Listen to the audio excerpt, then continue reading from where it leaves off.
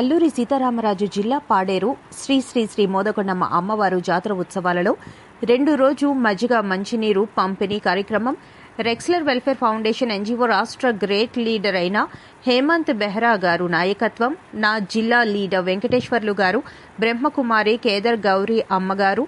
ఆధ్వర్యంలో ముఖ్య అతిథులుగా doctor Venkataramana, DC chairman doctor Suryanarayana, అమ్మ హాస్పిటల్ హెడ్ పాడేరు శ్రీ లక్ష్మోజీ గారు, సల్లంగి నరసింగరావు గారు, ఎల్ సూరిబాబు గారు, వెంకటేశ్వర్లు గారు, రేణుకుమార్ గారు,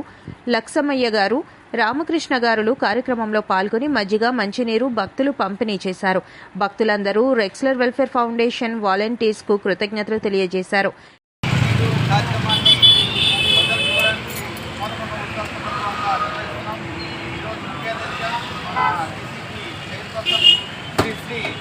వెంకటరమణ గారు, అలాగే మన ప్రముఖ డాక్టరు, హాస్పిటల్ డాక్టర్ అయినటువంటి